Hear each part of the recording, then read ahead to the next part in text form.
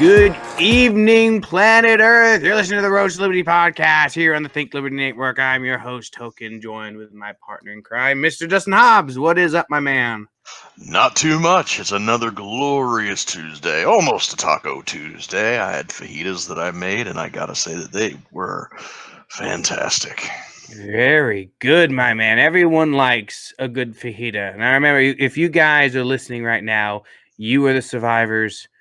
It is up to us now to repopulate planet Earth. I take this as a solemn duty, and I hope all you listening will too. This is not a task to take on lightly. We are the survivors, the 99.9% of survivors. We will get through this. We will rebuild. We shall persevere as a species. Yes, we will.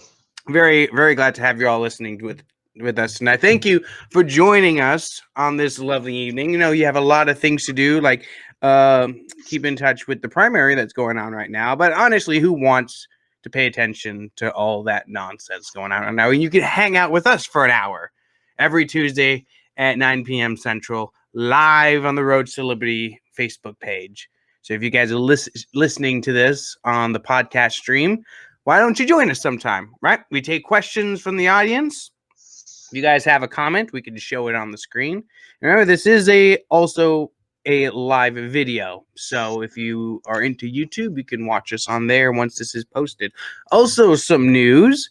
We just had a hell of a week of interviews, and that week of interviews is going to continue.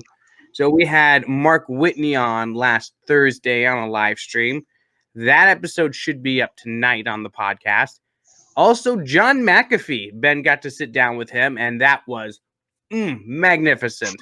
Ben's great at interviews, and McAfee is just an insanely fun guy to interview. Right. You know, I got the impression from watching it, like Ben asked him one question, and then he just like went on a 15-minute tear about whatever he wanted, and it's like, you don't even need an interviewer with McAfee. No. You have to point a camera at the man and say, "Okay, go," and he's just gonna, and just go on and on and on. Well, that's the best guests to have on are the ones who can just talk forever, and you don't even have to ask a question, right? They just go, right? Jacob Hornberger was that way. Or Scott Horton. My God, Scott Horton was exactly that way. He wouldn't stop talking. And I have a list of questions, and then I look down at the clock like, oh, we've already been talking for 25 minutes. Okay, 5 minutes, answer these 10 questions. Yeah, and the fun with McAfee will continue this Friday. I get to sit down in the interviewer's chair with the man, the myth, the in real life most interesting man in the world. So we'll see how that one goes. We are going to be talking not about politics, but about cryptocurrency, personal cybersecurity, blockchain, a whole bunch of stuff that's just like techie buzzwords that I have no idea what any of them mean, but hopefully by the end of it, I'll have a better idea. I mean, absolutely. And that's going to be a lot of fun. You also have another interview on Thursday, don't you? Yes. Bonus episode of Observations this Thursday. Tentatively, we're shooting for 6 p.m. Central Time. We're going to be talking to Lyman Bishop from Hoplite Armor again. He's running for governor up in Montana. He's already filed. He's campaigning pretty hard. And we'll also be talking to YouTube personality Matt Christensen, who is also a Montana native. He's got a pretty big audience, and he's also interested to have a sit down and talk with Lyman. Yeah, he's been on the show before. It was a great interview, I remember. That was way back last year at some point. But yeah, yep. Matt, I definitely love watching Matt Christensen's YouTube videos. Always informative, always very entertaining. It was a lot of fun having him on the show. I can't wait to have you and to hear that episode of you guys talking, especially since he's running for governor in Montana. So Christensen will be one of his constituents if he has to win. What party is he running under? He hasn't said, I don't think, but I'm pretty sure he's going to be running under the Republican banner. Okay. I don't think he has a challenger. The current governor is Bullock. Yeah, I think Steve Bullock, who's a Democrat, and he's also one of the people that was one of the early pylons into the Democrat clown car for president. Man, I guess I just can't believe that there's a Democrat who's the governor of Montana of all places. There's like 2 cities and a whole lot of empty space. It's like Illinois, and even here in Nebraska, you got a couple of large urban areas that dictate the direction of the state, and you got a whole lot of empty farmland or ranch land or whatever that doesn't get a vote. Yeah, but what's the biggest city in Montana? You Right? got Helena, Kalispell, and Bozeman. I think are the three big ones, or relatively big. They're I mean, can any of those really be called metros though? Because I know no, Nebraska has Omaha and Lincoln, right? Lincoln you can barely call a metro area. Omaha, yeah, you can call it a metro. But there's nothing in Montana. There's no cities in Montana. no, Like and real cities. no, it's a big state geographically wise. Oh It's a yeah. very large state, Oh but yeah. there's just Fucking hardly Montana any is people. enormous. But yeah, it's like Western Nebraska. Once you get outside of Omaha and Lincoln, there's nothing. There's just a whole lot of corn and soybeans, and that's it. Yep. Right. So I mean, like out where you're at, there's nothing there. It's just you in the field, right? Like Yeah, right now, yeah. you're just in this tiny little room in the middle of a cornfield, right? Right. This thing behind me right here. This is just a beige sheet that I hang up behind myself so that you don't see the corn. Yeah, I mean that's what Western Nebraska's right. There are no buildings. It's just Yep. beige sheets everywhere. That's what people Yep. see. Tents. So Tents. you had an enlightening moment this morning, didn't you? Didn't you get to call in to Alex Jones and talk to him for a bit? Oh yes. I called into the Alex Jones show today at noon. Or no, I called in at 11 o'clock when he opened the phone lines up, like pretty much right at the beginning of his show, and I was on hold for 2 hours, but it was worth it. I finally got to speak to the man, the myth, the legend, Alex Jones. One of my personal bucket list things is now crossed off. The only thing that could be better is if I actually got to meet the guy in person and have a steak with him or something. Man, okay, you were on the show. You managed to call in yesterday too, didn't you? Yep, I called into the War Room, which is the 3 to 6 o'clock show that they have with one of his underlings, Owen Schroyer, who's Mhm. he's kind of their man on the street guy. He goes out and does a lot of the in-person interviews and stuff. But he's got his own show from 3 to 6, and I called in, and I finally got my call through, and there was like 2.5 minutes left, so I only got like a 30-second jag. But I called in today, and I got to talk to Alex for a couple of minutes, and that was pretty cool. Yeah, didn't Alex get arrested the other day for like a DWI or something? Last night.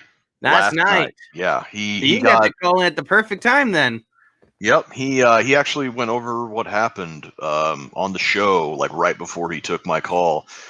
He knew that the media was going to take the fact that he had been arrested and run with it. His story is that he was out having Japanese food with his wife, had a couple shots of sake, went home, was sitting in the hot tub, and then she wanted ice cream, so he got in the car and was driving, and the cops pulled him over and said that his car matched the description of a car that was seen fleeing the site of a domestic disturbance. And so then they asked him to do the field sobriety test, where it's like stand on one foot and touch your nose or whatever. And Wait, the cop, so hold up. They were looking for a specific car.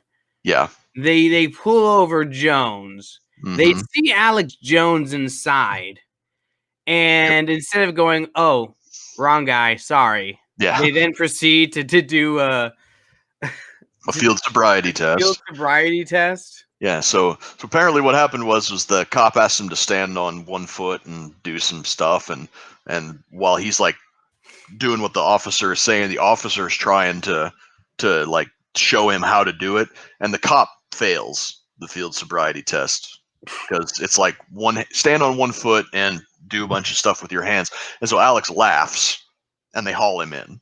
It's like, oh, you failed the field sobriety test. You laughed.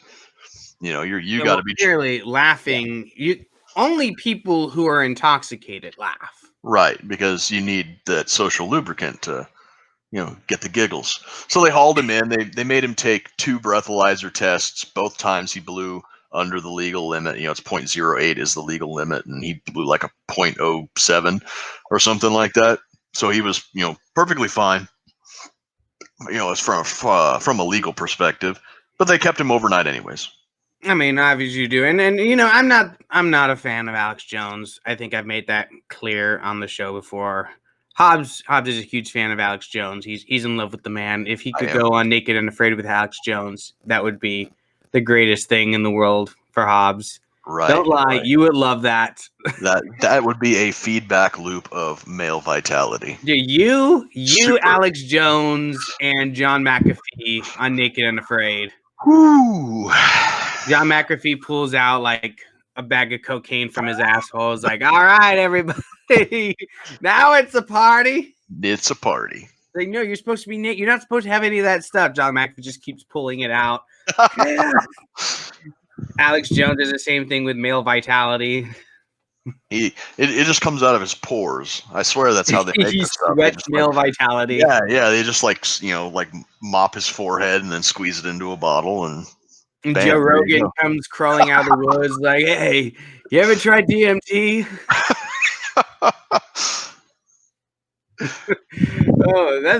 You know what? Now I want to be there. If we're going to be doing this, I'll be there too. That'll be fun. Right. That actually does sound like one of the most interesting things that could happen to a person is be sitting around. Everyone's naked and afraid in the forest. Token and Hobbs and Alex Jones and Joe Rogan and John McAfee. Greatest podcast ever. That conversation would be one for the books. I think. Dude, that would be amazing. And we're all high on cocaine. And God knows what else. Yeah, God knows what the hell's gonna come out of our mouths when we're all sitting down naked in the woods, high on cocaine. All right, so that'll be a lot of fun. So let's. How about we start the show? Maybe we've been rambling on for 12 minutes. So there's a primary going on for the Democratic Party. Last Tuesday, while we were on the air, we were talking about some of the live updates, but we never got to talk about the actual results, right? So we all know the story by now. It's been a week. Pete Buttigieg drops out. Amy Klobuchar drops out. Everybody consolidates behind Joe Biden, and the most miraculous comeback happens. Joe Biden, dead Joe Biden, Mr. Zombie himself, rises from the dead and defeats Bernie Sanders, takes all of the momentum away from him, right? Here's Bernie Sanders, barely lost in Iowa, but, a statistical tie, wins in New Hampshire, wins in Nevada. He's got all the momentum. Then all of a sudden, Mr. Can't speak straight Joe Biden wins South Carolina and then skunks him on Super Tuesday. Listen here, Jack. They call me the comeback kid.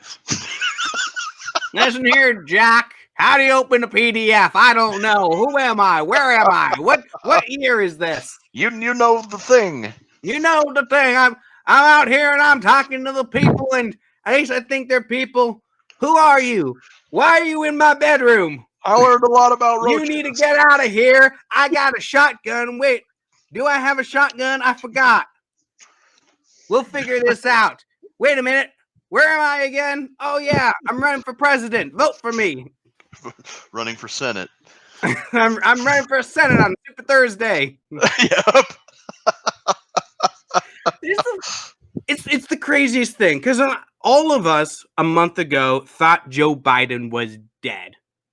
We thought he was dead and buried, and it was going to come down to Bernie Sanders, and that was it, right? Pete Buttigieg never had any national attention. He wasn't going to win. Elizabeth Warren has been a dead Indian walking for quite a while now. Amy Klobuchar never had any real support.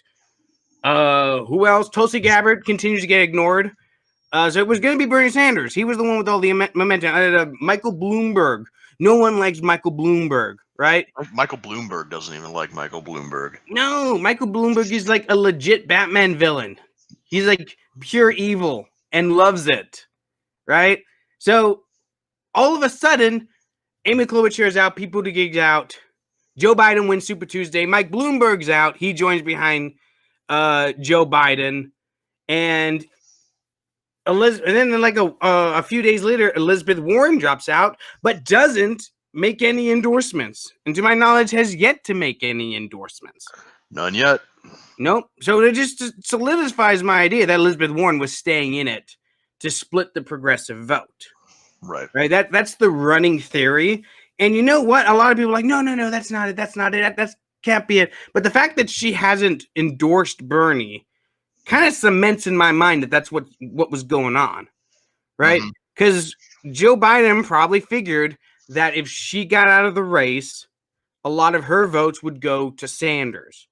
And so then by staying in there, and it's not like she got an insignificant number of votes. She got a good 10% in a lot of states. It was enough to make the difference. It was. It absolutely was enough to make the difference. Now the entire Democratic establishment has consolidated around a man who can't speak straight, who can't think, a guy who probably has dementia. Right? I'm not a doctor, but the dude, there's something wrong going on in Joe Biden's head. Right? He's not quite all there. And he's going to be the nominee. And, you know, if he didn't have such detestable policies, it'd be almost sad watching them trot this old guy out here for us. You know, come on. Joe Biden has a lot of faults, but I don't want to see him I don't want to see him in this pathetic state that he's in now. You know what I mean? It's almost sad, the state that Joe Biden's in, and he's going to be the one running for president. Imagine if he actually wins, right? How is he going to govern if he can't even remember what state he's in? If he can't even remember which woman standing next to him is his wife and which is his sister, right? How is a guy like that supposed to govern? Well, he's not, and that's kind of we talked before the show. I've got a few layers of what I think is going on. So, surface level, shallowest level, Democratic Party is a corrupt and hidebound machine. They want their establishment guy. Joe Biden is as establishment as it comes. They don't care that he is exhibiting signs of, like, legitimate signs of dementia. He's their guy. He'll do whatever they tell him to, come hell or high water, and they just don't want Bernie Sanders. Okay, that's the surface level, shallow, just your typical DNC corruption. One layer below that, a little bit deeper, I think, is we have to pay attention to who he picks as his VP, because on the off chance that through legitimate means or voter rigging and fraud, Joe Biden wins the White House, who is his VP going to be? Because once these dementia signs become so prevalent that they cannot be ignored anymore, oh no, Joe's got dementia, Joe's got Alzheimer's, whatever, so sad, 25th Amendment, here's your new president, vice president, whatever is your president. Could be somebody like Buttigieg, who is out of the closet homosexual, but he's a very closeted Marxist. His father is a Harvard professor who did, like, his thesis and his entire tenure at Harvard was studying the founder of the Italian Communist Party. So anybody out there who wants to say that Pete Buttigieg is a moderate and whatever, no, they're full of shit. He is a dyed-in-the-wool communist who has just been very, very good at keeping all of that under wraps. So that's the second layer. You know, just get senile Joe in there, and then 5 or 6 months in, 25th Amendment him out, and boom, you've got whoever to be your president. Here's how Hillary can still win. Yeah, exactly.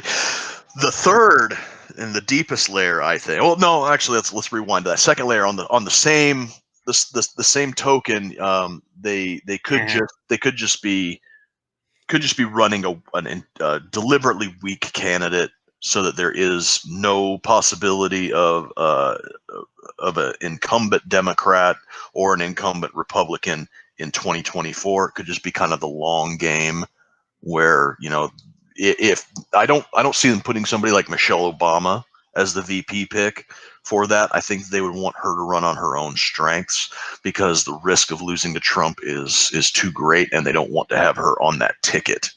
So I think that it's probably going to be like a Biden Buttigieg ticket, and if it wins, then he'll get 25th Amendmented out, and if he loses, then that will clear the way for an uncontested and non-incumbent running for Michelle Obama in 2024. Yeah, the problem with Buttigieg though is that he's from Indiana, right? He doesn't bring anything to the table, right? He's Buttigieg was never going to win anything, right? No. He barely won Iowa, but outside of that, he was finished, right? Right. He had no chance in hell of winning any more states, Right. you know. And usually, when you bring a vice president on, you want them to bring votes with them, right? And he will. He's got the whole "I'm gay" thing going on. He's got but that kind of thing only works with like if he's trying to make sure that the Bernie bros stay on, then I can see going the progressive identitarian route, right? But even then, Bernie bros fucking hate Buttigieg. Like the hardcore progressives, they didn't go for him at all. They hated his guts. Right. So it's not like Buttigieg would be like the unity ticket for Democrats, right? He's not going to pick Biden as his VP because Biden. He's not going to pick Sanders as his VP because Sanders is off in his own little world having his revolution, making sure he's fighting the millionaires and the billionaires. That's not going to work, right? The voters already rejected Sanders. They're not going to want him to be the VP. He's not going to pick Warren because he already has Massachusetts, right? So he doesn't need Massachusetts. So why does he need Warren? Same thing with Buttigieg. He's not going to win Indiana. So why pick Buttigieg as his VP? You know, like I can see I can see what you're saying, like 25th Amendment him out, but I mean not in favor of like Buttigieg or Warren or Sanders or any of these people. Right, but it also kind of hinge on whether or not Sanders drops out tomorrow or in the next few days and throws his hat behind Biden, which is what he said. He said he would endorse Biden if he ended up getting a blowout tonight. Because he's a giant cuck, is what Bernie Sanders is. Right. Like Bernie Sanders can get all high and mighty on his soapbox and talk about how he's the only principled candidate out there, blah, blah, blah, blah, blah. But at the end of the day, he's going to support whatever diarrhea the Democratic Party picks as their nominee. Right? He does. He is going to capitulate and support whatever candidate, no matter how dirty they did him. Because Bernie Sanders is a cuck. That's what the guy is. Right? And here's the thing about it. I don't know if a lot of his supporters follow him in because the same thing happened to Hillary Clinton, right? Sure, he endorsed her, he supported her, he campaigned with her to a limited degree, but his supporters didn't come with him. Right? Voter turnout for Hillary Clinton was very low. That's the reason that Donald Trump won, is because there was no enthusiasm for Hillary Clinton because everybody understood that it was a hatchet job. They cheated, right? They burned Bernie Sanders. And you know, they did again. Bernie Sanders can't play the political game that Biden can, right? He cannot give out political patronage to these other candidates because he's the radical, right? He's the outsider. He's the revolutionary, right? He doesn't want to play these political games where like, hey, you drop out, I'll give you a cabinet position. You drop out, I'll give you a cabinet position, shit like that. I mean, that's why all these candidates, when dropped out, went immediately to Biden. Didn't even give Bernie a second thought, because where do they fit in a Bernie Sanders administration? They don't. What cabinet position is Bernie Sanders going to give Pete Buttigieg or Amy Klobuchar? Anything? Right. No. And there was also rumors that prior to Buttigieg and Klobuchar dropping out, that they were on a conference call. Or not those two together, but there was a conference call between Pete, Joe Biden, and Obama, and then the same thing with Biden, Obama, and Klobuchar. So Obama's endorsement, if it hasn't already been, I haven't been paying any attention, if it hasn't already been put out there than it's coming soon. It But that, it hasn't been, no. yeah, but what you said there about Bernie Sanders being the radical and the outsider kind of dovetails into the third layer, and this is kind of the most insidious layer of what I think is going on, and it's that the socialist progressive wing of the Democrat Party that have been fighting this internal struggle, they're in control now, but they're just not letting anybody know it. So what they're doing is they're putting this false buoying of Joe Biden to put him out there against Donald Trump, expecting to be completely blown the fuck out come November, like a 49 state run for Donald Trump to I win this. don't see that So happening. that they can then turn around and do what Labor Party is doing in Britain right now, which is we didn't go far enough left. And Labor right now is becoming basically the Communist Party of the United Kingdom.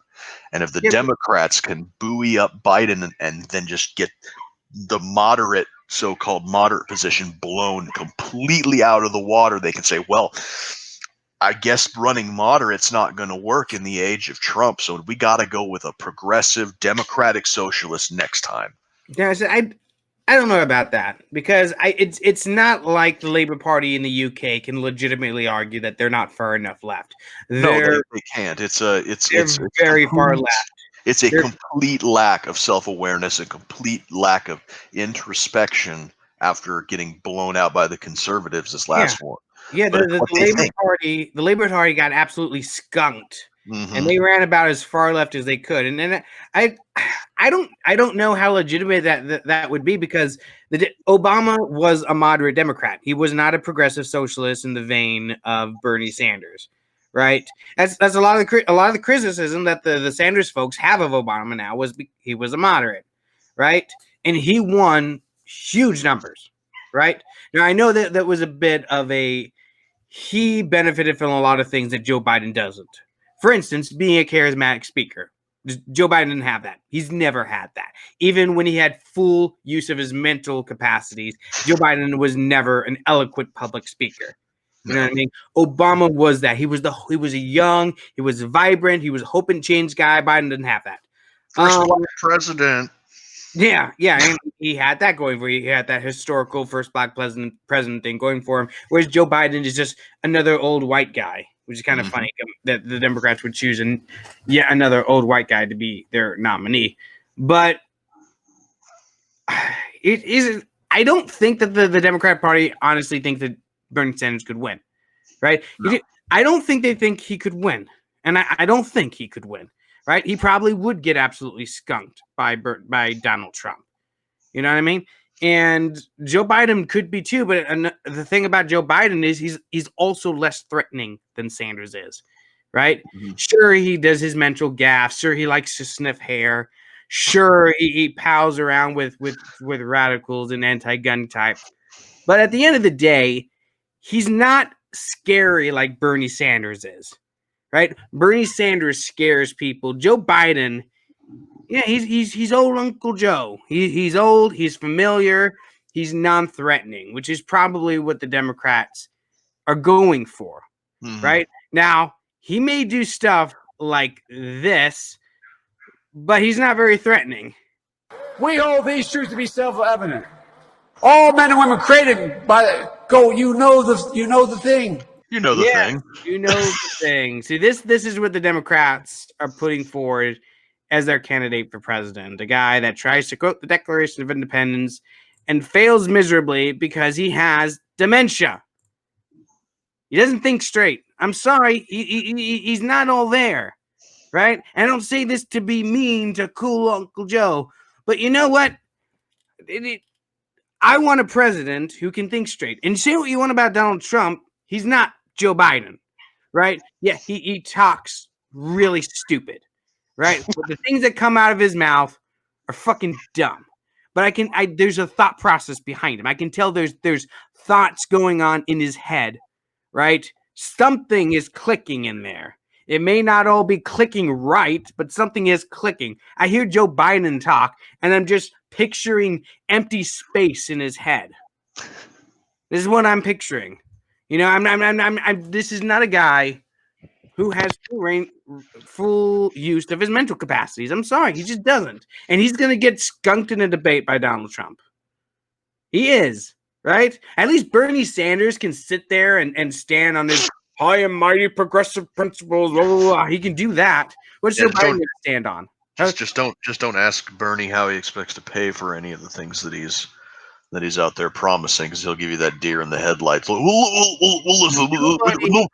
knows. Nobody knows. Nobody supporting Bernie Sanders gives a shit how he's going to pay for it. Yeah. Nobody. They don't care. They don't want to hear that. It's magic la fairy dust is going to pay for it. Millionaires and billionaires are going to pay for it. I mean, that's the thing about it. Bernie Sanders can say all the high-minded things he wants because that's what's going to get him the votes.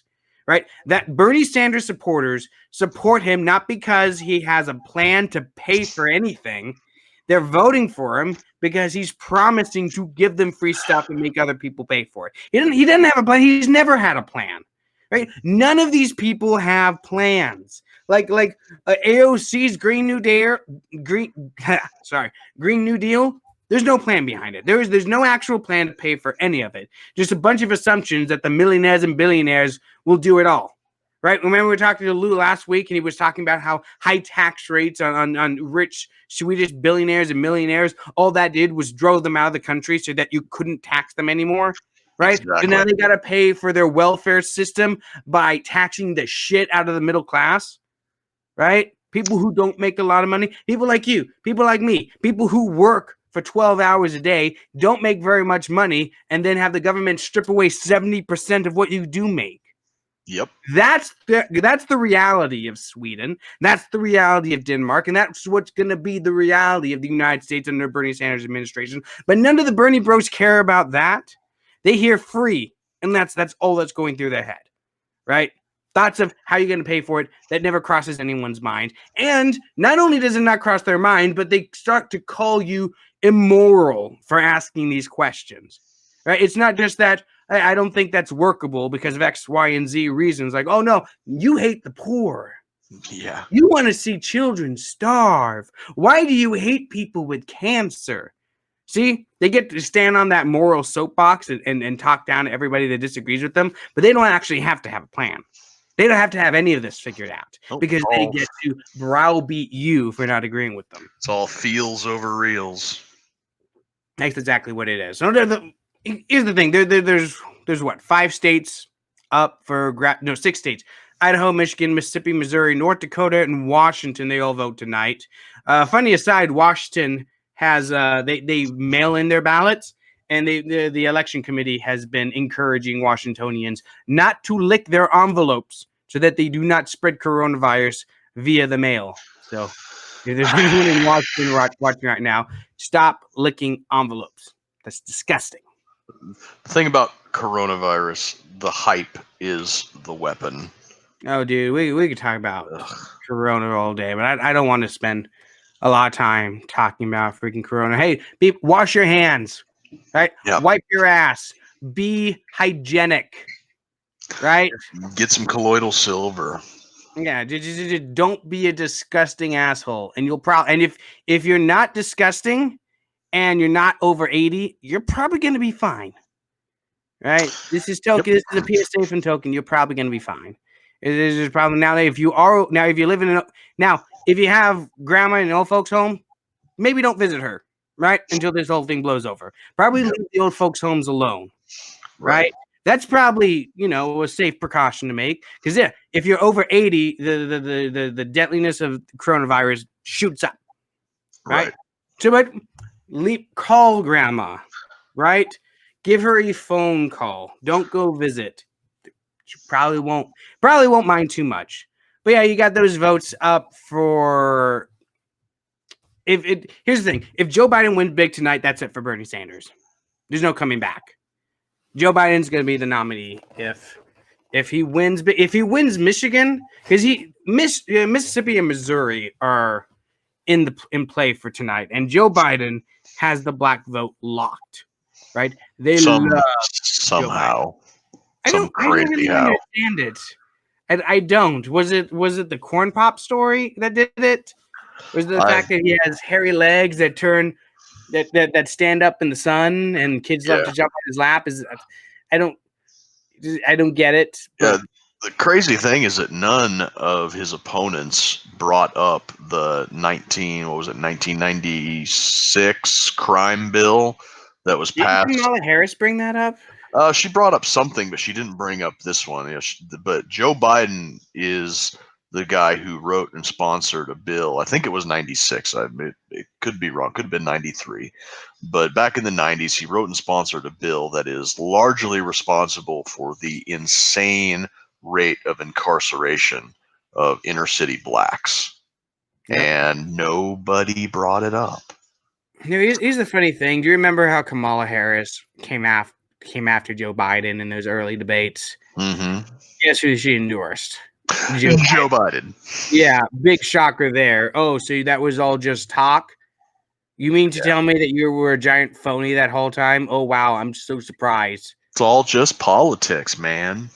Big game, right? It's a big club, and you're not in it. That's right. I mean, here's another thing. Let me try to find this. Here it is. This is Joe Biden being confronted by an auto worker in Michigan. Let me see if I can. Oh, geez. Where'd it go? Up. Here it is. Of course, it wants to buffer. Doesn't want to play. But yeah, he's in the auto plant in Michigan. He's talking to auto workers. They're talking about guns. Hobbs, you know guns. Do you own an AR-14? AR-14? Yeah. No, I don't. No? Huh. I don't know of anybody who does own an AR-14 because if I'm not mistaken, an AR-14 was, I think it was like a semi-automatic shotgun. That's weird.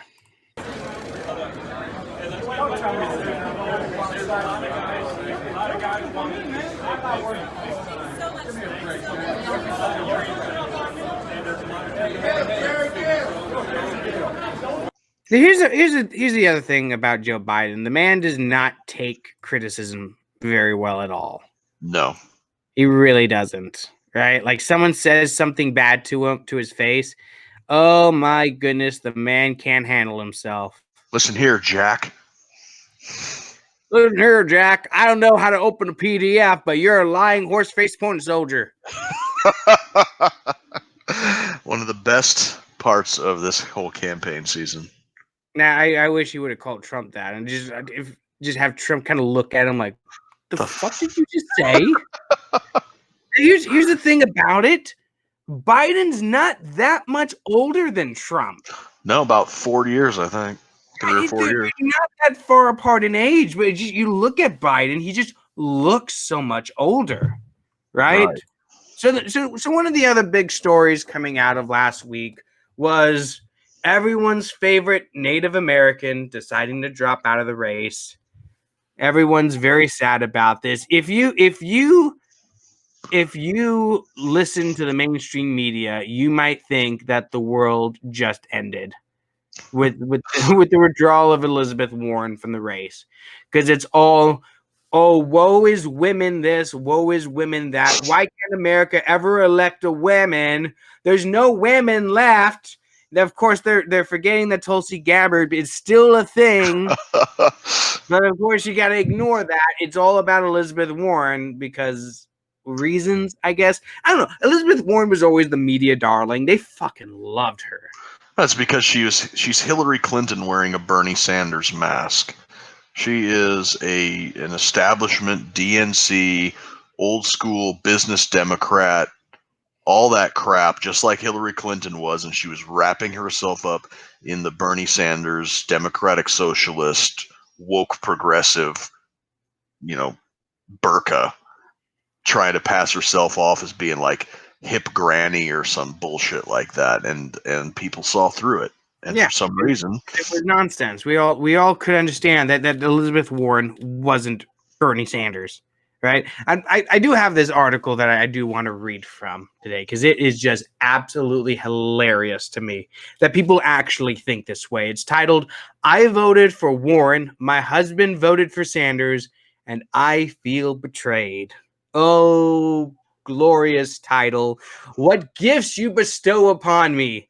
Thank you, Ellen O'Connell Whittet, for this glorious piece. Let me let me read you a little bit from this. All right, it goes, "Ever since Elizabeth Warren dropped out of the presidential race, I've been mad at my husband.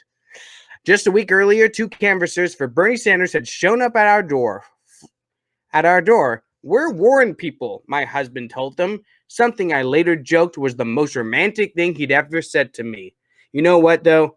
I believe that. That's probably the most romantic thing this man has ever said to his wife. Because I'm going to keep reading from this thing. This doesn't sound like the kind of woman that you want to be romantically involved with at all. Because she is pissed out of her mind that her husband had the audacity to vote for another shit candidate instead of the shit candidate she wanted him to vote for. And I can't wrap my head around being this obsessed with like with Hillary Clinton pretending to be Bernie Sanders, like you described, like this absolutely obsessed with this candidate that you would legitimately be pissed off at your husband for not voting for her, right? It's pretty hilarious. Leading up to Super Tuesday, he grew more agitated about the possibility of Joe Biden becoming the nominee. Sorry, I lost my place. "So for the first time in 8 years, I've known my husband. We voted differently." Oh no, the horror. The We voted horror. people. Can't have that. My husband, I thought, understood that Warren not only represented the promise of the country's first female president, but also had a plan for all the issues that matter to us: gun control and universal child care. When he voted for Sanders, I felt an irrational sense of abandonment. I wondered whether he and voters like him had cost Warren the nomination. First of all, I am glad this woman acknowledges that this feeling is irrational, because it is an irrational feeling of abandonment. You know, here's the thing. If you can acknowledge that it is irrational to feel this way, why are you then putting your irrationality out for the entire world to see? Your self-acknowledged irrationality. Like, you do realize this makes you wrong, right? Like, you are acknowledging that you are incorrect to feel this way. Right. It is an irrational feeling, right? And you are spewing this diarrhea out for the entire world to read and asking for sympathy. Like, lady, you're in the wrong here. Right.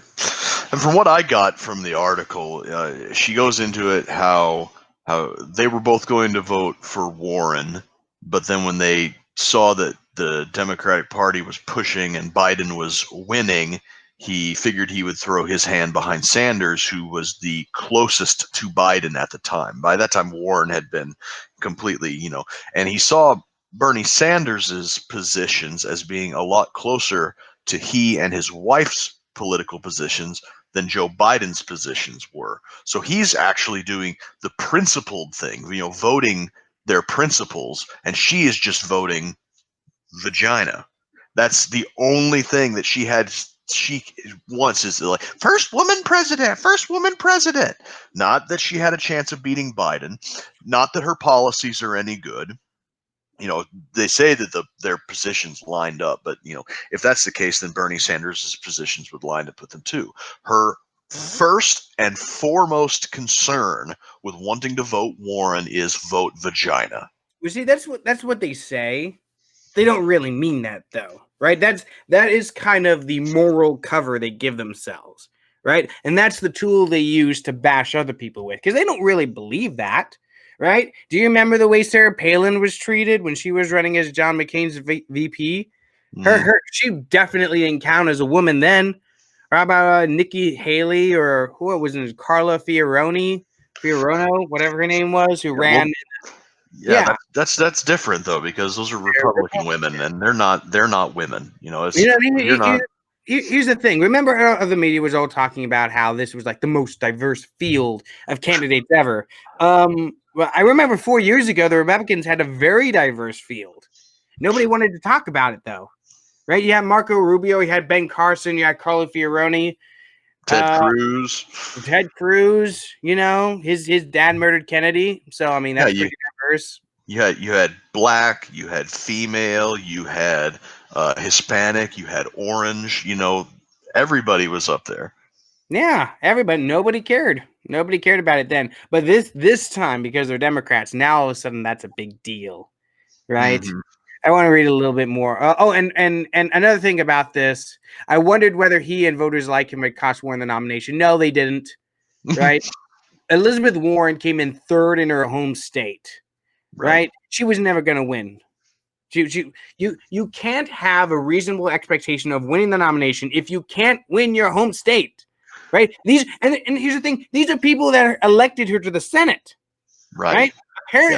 Apparently, they are not so sexist that they wouldn't vote for her for Senate, but they are too sexist to vote for her for president. Right. Apparently, You see, we have to believe the conventional logic. When somebody doesn't win their home state, we call that foreshadowing. Reading on, after the 2012 election, he said he'd love to vote for Warren. I reminded him of this recently, and he maintains that he would have liked to see her in the White House. But when he had the chance to choose, I saw him vote for strategy over idealism, a decision I suspect many felt forced to make after Warren went from frontrunner to underdog. And see, here's the thing. It's everybody who votes for Democrats and Republicans understand this instinctively, right? You are voting for strategy, not idealism. How many Republicans voted for Donald Trump not because they liked him, but because they didn't like Hillary, and vice versa? How many voted for Hillary because they didn't want Donald Trump? And that's going to be even more so this election. Anybody that votes for Biden isn't voting for Biden; they're voting against Donald Trump. Exactly. So apparently she doesn't understand this concept in the primary. Apparently, here's this guy, right? He's thinking strategically. He's like, I want a progressive. Elizabeth Warren isn't going to get the nomination, so I'm going to vote for the next best thing to keep Biden from getting it. And she's reeing at him for making that decision. Apparently, that was a horrible, horrible decision to make. Vote vagina. It goes on. After a few tearful conversations in the week leading up to Super Tuesday, I could not make my husband understand what seemed so monumental to me about Warren's campaign. To him, what was important was voting a contested convention, and he told me he saw his vote for Sanders as one against Biden, the more moderate establishment candidate. But Bernie's one of the good guys, he said. But he doesn't get as much done as Liz, I replied weakly. First of all, tearful conversations, and fuck you. Tearful conversations. I cannot believe what I am hearing. My wife, for example, I would call her a political agnostic. She doesn't care about politics, which is fine. Do I come to her in tears asking her to vote for libertarians, though? Yes. No, I don't. And it's not that I don't feel very strongly that people should vote for libertarians, right? I've been a libertarian my entire adult life. I voted for libertarian candidates since I was old enough to vote, right? I feel very strongly that we should vote for libertarian candidates, and I wish my wife would, but she doesn't want to, which is okay. That's fine. She doesn't have to. I'm not going to come to my wife crying because she doesn't want to vote for my candidate, because I'm not a fucking lunatic. At least not in that regard. But see, this woman apparently puts politics above marriage. Because I could go on with this article, right? But the biggest takeaway I had is at the end of it, the article didn't end with some kind of reconciliation. It didn't end with her going, you know what, but after I sat down and really thought about it, I came to the realization that I was being a bitch, and I probably shouldn't treat my husband that way, because that's a real dickish thing to do. That's not how the article ended. That's how I thought it would end. that's not how it ended. The way it ended is this woman continuing to lament the fact that her husband disagreed with her and taking solace in the fact that she can bitch to her girlfriends about how shitty her husband is. That's how the article wraps up. Well, isn't that like 60% of what marriage is? Women complaining about how terrible their husbands are and then loving them anyways. I mean, that's the thing, though, but you expect some reconciliation after the fact, right? Not Is from that people. okay? Don't go to bed mad, right? How about don't end your article that goes out to millions of people to read mad, right? How about Yeah. wrap this personal grudge up before you write an article? Can you imagine if you're married to this woman and she writes up an article in The Atlantic about you and sends it out to millions before you two have even reconciled your argument? Like, apologies have not yet been made, and she's bitching about you in front of millions and millions of people. Like, bitch, are you serious? This is our personal issue here, right? This is our fight, and you're airing out our dirty laundry for the entire for two assholes in Nebraska to talk about on their podcast. I can see like the type of person that probably gets like the hard copy of The Atlantic as being like some guy that has a monocle or something and takes it off after reading this scathing article, puts it down. Honey, I just read your article in The Atlantic, and I must say you're being quite a tosser. You're being very obstinate in front of the help. Dear, I do say, would you please refrain yourself from telling the whole world about our marital indiscretions? You're being quite the cunt, Mary. Yeah, I was just about to say, if I could take a moment to lower myself to the crass and crude nature of the help, I would say that you're being a cunt, dear. Oh my god! I mean, here's the thing. These people. Like, see, we enjoy talking about politics, right? We have a life outside this podcast, though. We have a life outside of podcasting and politics and all this bullshit that goes on. We're into politics because you kind of have to be, right? But we don't want to be, right? In an ideal society, we could just completely ignore all these political assholes running around. Because in an ideal society, they wouldn't have the power to do shit to us, right? That's kind of like our thing. We don't want politicians to be telling us what to do all the time, all right? But no, not for these people. These people are in it for the power. And oh gosh, she can't even control her own husband, right?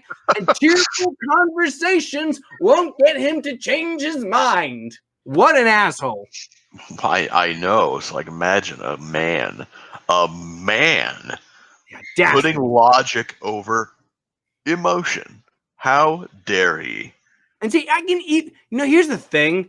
I can even sympathize with this lady's coming from to a degree because, yeah, I vote for libertarians, knowing full well they're not going to win. I do it anyway because I want to vote for libertarians. Right? So I'm kind of in the same situation this lady is in. But I'm not going to bitch at my wife for not doing the same thing I do. Right? If she's like, Joe Biden's just the worst candidate in the world, so I'm going to vote for Donald Trump instead. I'm not going to be like, no, honey, no. But baby, Orange Man bad. Bad. He's so bad. How can you? Like, she's a grown woman. She can make her own decisions, right? And lady who wrote this article, Miss, what the fuck is your name? Ellen, right? Your husband is a grown man too, and he gave you his reasons, right? He explained his decision. I am voting for Sanders because of X reason, and it's not like it was an irrational reason either. Like, I really don't want Biden to get the nomination. And I think Sanders is close enough that I can stomach him. And he's the only other one that can beat Biden, so I'm going to vote for him instead. Perfectly reasonable. But that's not good enough. Because Biden doesn't have my vagina. Yep. And let me say something else. If Elizabeth Warren didn't have my vagina, she wouldn't have been anywhere near as far as she's been. Nope. Right? She wouldn't have been as close to winning the nomination as she was. Yeah. Right? She would have never been the front runner. Yep. And we got a question over there. A guy wants to know if the LP platform supports open borders. Kinda. Yeah, I haven't looked up the LP platform, but open borders is kind of like abortion in the LP. There's different groups of people that support. Some people support open borders, some people support closed borders. I myself support open immigration, not necessarily open borders, because I don't want criminals. I don't think criminals have the right to access this country. Right? So I'm for open immigration, not necessarily open borders. I know that's a fine distinction to make, but we're libertarians. We thrive on fine distinctions between things, right? Yes, there's very nuanced positions, and it's you hit the nail on the head when you said that the LP platform treats the open borders thing much in the same way that it treats abortion, in that it doesn't. Wrong. I don't remember like what the wording on borders is in the LP platform, but I do know there's different factions that support different positions there, right? Like the LP platform, it says it's neutral. It's really a pro-choice platform, though. But there's big portions of the LP that are pro-life, right? So it's one of those contenders. It's not like marijuana, right? Where everyone's on the same page, right? Except Lincoln Chaffee.